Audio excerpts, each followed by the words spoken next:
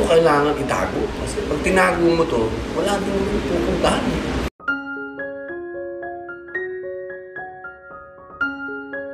Robin Padilla pina-DNA test si Isabela. Sanjo Marudo naiyak sa naging resulta. Patuloy na usapin ang totoong dahilan ng hiwalayan ng mag-asawang Mariel Rodriguez at Robin Padilla. Matapos niyang kumalat sa publiko ang di umano'y lumabas na umano ang katotohanan tungkol sa totoong ama ng panganay na anak ni Mariel Rodriguez. Marami ang nagulat, marami din ang hindi na nagtaka dahil gano'n naman umano sa showbiz industry. Ayon sa source, ex-boyfriend umano ni Mariel ang tunay na ama ng panganay ni Mariel.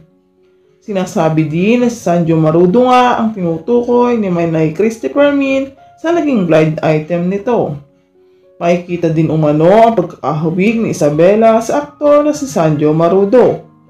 Naungkat ang issue tungkol sa anak na panganay ni Mariel dahil sa naging post ni Mariel sa kanyang social media account. Nakasaad dito na hindi porke hindi nanggaling sa'yo, ipapasura mo na lang kami ng ganun-ganun na lang.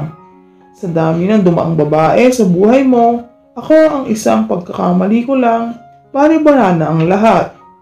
Naging usapin din ang naging pahayag ni Sanjo tungkol sa anak ni Mariel.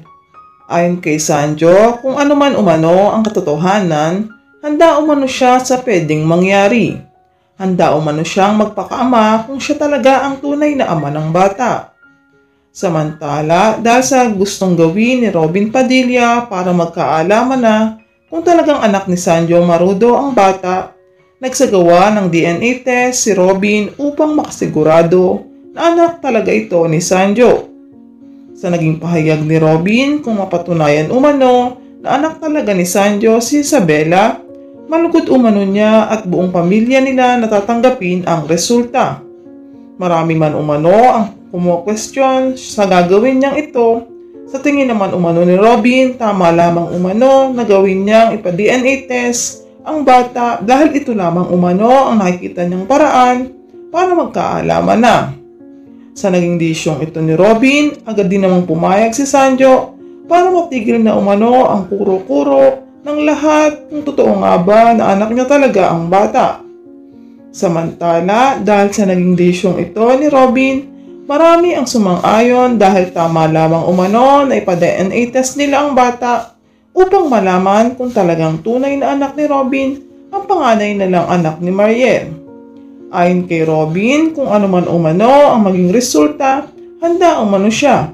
Hindi umano matutumbasan ng kahit na anong papel ang pagiging ama niya ng ilang taon sa anak nila ni Mariel. Minahal at mahal pa din umano niya ang bata, kadugo man niya ito o hindi.